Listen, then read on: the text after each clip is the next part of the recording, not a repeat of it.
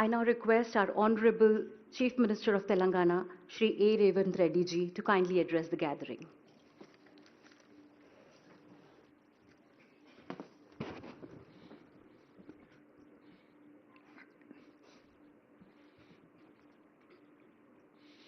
Urban Development Ministers regional meeting హైదరాబాద్లో జరుగుతున్న సందర్భంగా కేంద్ర పట్టణాభివృద్ధి శాఖ మంత్రివర్యులు మనోహర్ లాల్ ఖట్టర్ గారు ముఖ్య అతిథిగా పాల్గొని, అదేవిధంగా Andhra Pradesh municipal and administration minister Narayana గారు, ఇతర రాష్ట్రాలకు సంబంధించిన ప్రతినిధులు,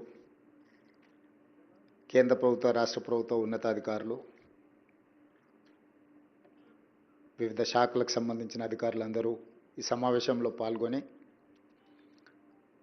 పట్టణాభివృద్ధిని ఏ విధంగా ముందుకు తీసుకెళ్ళాలి, రాష్ట్ర కేంద్ర ప్రభుత్వాలు ఏ విధంగా సహకరించుకోవాలి, తద్వారా భారతదేశం యొక్క ముఖ చిత్రాన్ని మార్చడానికి చేస్తున్న ప్రయత్నంలో భాగంగా పట్టణాభివృద్ధి శాఖ మంత్రివర్యులు తెలంగాణ రాష్ట్రం హైదరాబాద్ నగరంలో ఈ కార్యక్రమాన్ని ఏర్పాటు చేయడాన్ని మనస్ఫూర్తిగా మనోహర్ లాల్ ఖట్టర్ గారిని నేను అభినందిస్తున్నా.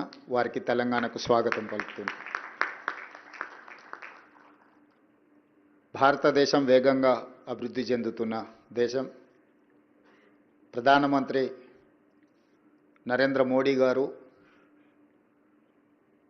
వికసిత్ భారత్ 2047 100 సంవత్సరాలు స్వతంత్ర ఉత్సవాలను జరుపుకునే సందర్భంగా $30 ట్రిలియన్ ఎకానమీగా ఈ దేశాన్ని ప్రపంచంలోనే ఒక గొప్ప దేశంగా, ఆర్థిక అభివృద్ధి చెందిన దేశంగా నడిపించాలనే ఆలోచనతో, అందులో ప్రధానంగా పట్టణ ప్రాంతాలు, ఈ దేశ జనాభా పట్టణీకరణ చెందుతున్నది. పట్టణాల యొక్క ప్రణాళికలు, పట్టణాల యొక్క మౌలిక వసతులను పెంచడానికి కేంద్ర ప్రభుత్వం ప్రత్యేకమైన దృష్టి పెట్టడం, పట్టణాలలో ముఖ్యంగా మెట్రోపాలిటన్ సిటీస్ మీద ఇంకా ప్రత్యేకమైన దృష్టి పెట్టడం, అందులో భాగంగా హైదరాబాదు నగర విస్తరణకు కేంద్ర ప్రభుత్వం సహకరించడాన్ని తెలంగాణ రాష్ట్ర ప్రభుత్వం స్వాగతిస్తున్నది. మాకు సంబంధించిన ప్రణాళికలు వివిధ సందర్భాలలో కేంద్ర మంత్రి గారికి, ప్రధానమంత్రి నరేంద్ర మోడీ గారి దృష్టికి తీసుకెళ్లడం జరిగింది. మేము ప్రతిపాదించిన ప్రాజెక్టులను చాలా వరకు కేంద్ర ప్రభుత్వం పరిగణలోకి తీసుకొని పరిశీలిస్తున్నది. అవన్నీ కూడా వేగంగా అనుమతులు ఇవ్వడం ద్వారా ఈ నగర అభివృద్ధికి సహకరించాల్సిందిగా కేంద్ర మంత్రి గారికి విజ్ఞప్తి చేస్తున్నా. అదేవిధంగా తెలంగాణ రాష్ట్రం కూడా తెలంగాణ రైజింగ్ 2047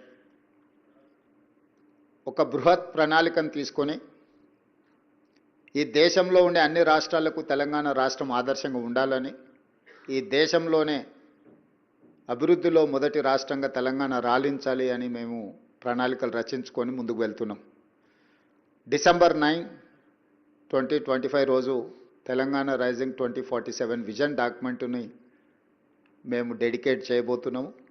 అందులో తెలంగాణ రాష్ట్ర ప్రభుత్వం యొక్క ఆలోచనలని, అదేవిధంగా 2034కి $1 ట్రిలియన్ ఎకానమీగా, 2047కి $3 ట్రిలియన్ ఎకానమీగా తెలంగాణ రాష్ట్రాన్ని అభివృద్ధి చేయాలని మేము ఒక లక్ష్యాన్ని పెట్టుకొని ముందుకు వెళ్తున్నాం. నరేంద్ర మోడీ గారు 2047కి $30 ట్రిలియన్ ఎకానమీ టార్గెట్ పెట్టుకొని ఏ విధంగా పనిచేస్తున్నారో అందులో 10% మేము కంట్రిబ్యూట్ చేయాలని అనుకుంటున్నాం. ఈరోజు దేశంలో 2.5% జనాభా ఉన్న తెలంగాణ రాష్ట్రం 5% ఎకానమీని కాంట్రిబ్యూట్ చేస్తుంది.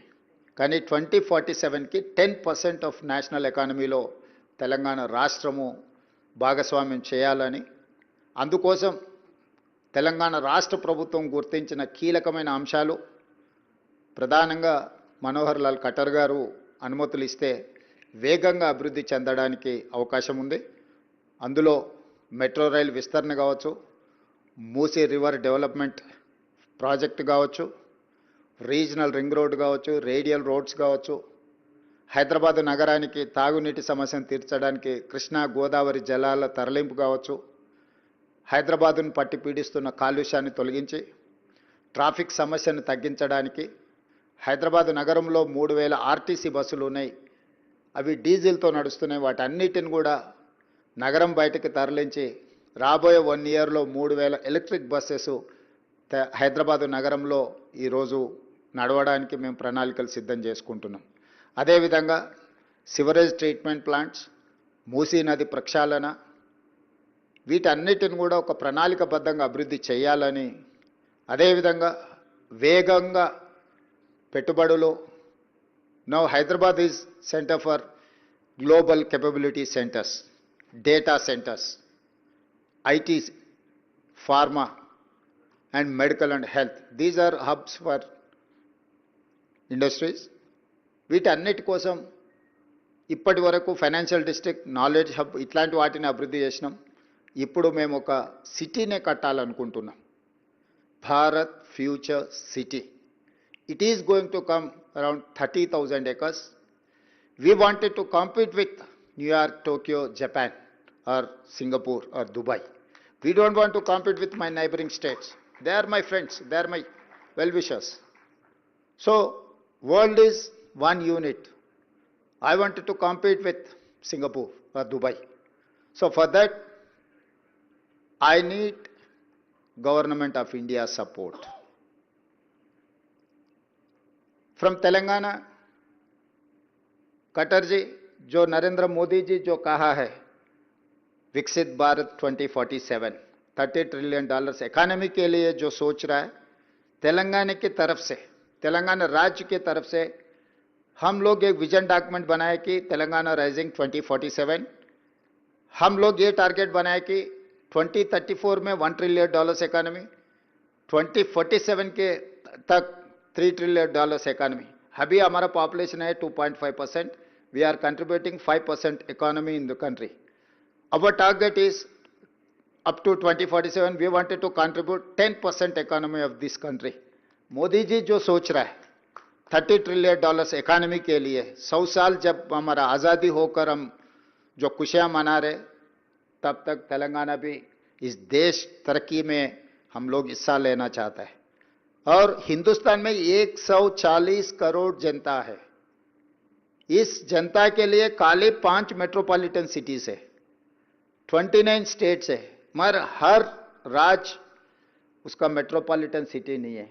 Delhi, Mumbai, Chennai, Bangalore, Hyderabad, these 5 metropolitan cities are contributing like anything in Indian economy. और जीडीपी ये 5 शहरों से आ रहा है. कि इसीलिए मैं ये रिक्वेस्ट करना चाहता हूं, आप जो अर्बन डेवलपमेंट में जो प्लानिंग बना रहा है, ये मेट्रोपॉलिटन सिटीज के लिए एक अलग पॉलिसी बना दो. क्योंकि इस देश अगर आगे तरक्की करना है तो urbanization is the only one solution. Where India has to grow, India has to compete with other US, Japan और China. We have to change our plans. Yes, agrarian economy, agriculture economy is one factor, but urbanization is important factor in this country. Urbanization अगर होना है, एक तरीका से अगर development आना है, तो urban ministry has to plan for something. Particular metropolitan cities. Metropolitan cities अगर हम डेवलप करते गए, ट्रंक इंफ्रास्ट्रक्चर हम लोग अगर बनाए तो इन्वेस्टमेंट अट्रैक्ट कर सकते हैं. पूरा दुनिया कोविड के बाद चाइना +1 कंट्री के लिए इन्वेस्टमेंट्स के लिए ढूंढ रहा है. China +1 is alternate is India. तो वो काम करना है तो हम लोग urban infrastructure, airport connectivity, port connectivity, road connectivity, water, power and infrastructure, ये सब सारे करना है. तो आप खुद, आप एक्सपीरियंस्ड पर्सन, सीजन्ड पॉलिटिशियन, आप मुख्यमंत्री बहुत साल किए, मुख्यमंत्रियों का तकलीफ सबसे ज्यादा आप जानते हैं. मोदी जी भी पहले 12 साल मुख्यमंत्री काम किए, गुजरात मॉडल बनाए, तो आप दोनों को पता है मुख्यमंत्रियों का तकलीफ कैसे रहता है. और केंद्र सरकार ने अगर साथ नहीं दिए तो हम तरक्की करना इतना आसान नहीं है. जहां पर स्कोप है वहां पर आप एंकरेजमेंट भी करना है. और योर सीनियर हमारे जैसा नौजवान को आप मदद दिए तो हम बड़ा भाई समझ के मोदी जी को हम सीधा सीधा कह दिए, इस देश का प्रधानमंत्री हर मुख्यमंत्री के लिए बड़ा भाई है। तो बड़ा भाई बड़ापन दिखा के हमको मदद दिए तो हम तरक्की कर सकते। 10% इकोनॉमी हम लोग कंट्रीब्यूट करना चाहता है, तो उसके लिए मेरा मेट्रो रेल आप मंजूर करना है, मेरा मूसी रिवर डेवलपमेंट फ्रंट के लिए आप मदद देना है, मेरा रीजनल रिंग रोड के लिए, मेरा रेडियल रोड्स के लिए, ये हैदराबाद ड्रिंकिंग वाटर के लिए। Pollution is one of the biggest factor. Delhi में सब कुछ है मगर पोल्यूशन के साथ सब कुछ बंद पड़ रहा है। स्कूल से लेकर सरकार दफ्तर तक, पार्लियामेंट तक हम पोल्यूशन की वजह से हम दिल्ली बंद करके चलाना पड़ रहा है। इस देश का राजधानी पोल्यूशन में ऐसा तकलीफ अगर उठा रहे हैं तो हम लोग दूसरे शहरों को वो उससे कुछ लर्निंग, कुछ हम लोग सोच कर आगे, क्योंकि हैदराबाद कनेक्टिविटी है, वेदर कंडीशंस है, मिक्स्ड कल्चर है, सब कुछ है हैदराबाद में। तो ये हैदराबाद अंबेडकर खुद ने सेकंड कैपिटल के लिए प्रपोज किया था। मैं ये नहीं कह सकता हूं सेकंड कैपिटल बना दो, मगर इंफ्रास्ट्रक्चर तो वो लेवल पे देना ही पड़ेगा। जितना आप दिल्ली में फोकस कर रहे हैं, जितना आप अहमदाबाद में सबरमती रिवर फ्रंट बनाने के लिए जितना फोकस कर रहे हैं, हमारा मूसी रिवर डेवलपमेंट फ्रंट के लिए भी आपके मदद बहुत जरूरी है। मुझे उम्मीद है आपसे हमको सब कुछ मदद मिलने वाला है। हम ये हैदराबाद शहर को, we are in IT, we are in pharma, now 70% of GCs have come to Hyderabad. Why? Because of my infrastructure, because of my working culture, because of knowledge hub, educational institutes like ISB, like Nalsar, Law University, IIT Hyderabad. I have 175 engineering colleges. Every year I'm producing almost 110,000 engineering students from my state.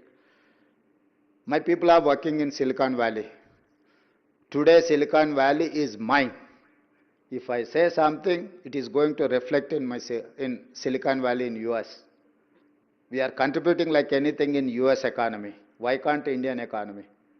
हम आपके साथ काम करने के लिए तैयार है। जब चुनाव आएंगे हम चुनाव लड़ेंगे, जब राजनीति करना है चुनाव के समय पर हम राजनीति करेंगे। उसके आगे हम राजनीति में पॉलिटिकल स्टेटमेंट्स ऐसा कुछ हमारे तेलंगाना राज्य के तरफ से मैं वादा करना चाहता हूं, हमको कोई लेना देना नहीं है राजनीति से। अभी डेवलपमेंट करना एक ही है। मैं फाइनली एक बात बोलना चाहता हूं, 1994 to 2004 2 consecutive terms mister Chandrababu Naidu was chief minister. 2004 to 2014 doctor YS Rajasekhar Reddy के नेतृत्व में कांग्रेस सरकार चलाए। 14 to 24 almost 10 years Chandrashekar Rao ji ने मुख्यमंत्री बने। ये 30 साल में सरकार बदलते गए, नेता बदलते गए, मगर हमारा पॉलिसी कभी बदला नहीं। हम इंप्रूव किया हमारे पॉलिसीज को। कभी भी तेलंगाना में पॉलिसी पैरालिसिस कब नहीं था। Yes, I have many differences with previous government and leader, but I don't have any difference in policies. अच्छे जो पॉलिसी है हम आगे लेकर जाएंगे। अगर कुछ पॉलिसीज में गैप है तो पॉलिसी हम इम्प्रोवाइज कर लेंगे। केंद्र सरकार से भी हम मदद लेके काम करना चाहता है। हमारे पॉलिसीज में अगर आप कुछ सुझाव दिए आपके एक्सपीरियंस से, हम लोग एज इट इज अमेंड कर लेंगे।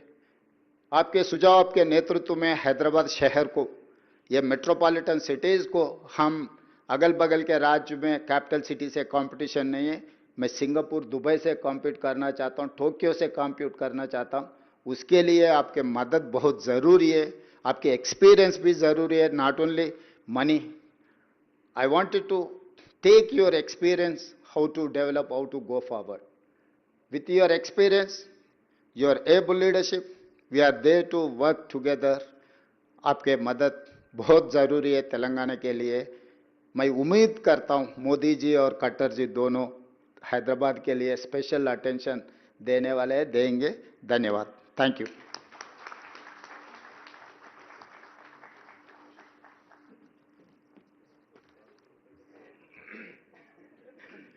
May I now request Honorable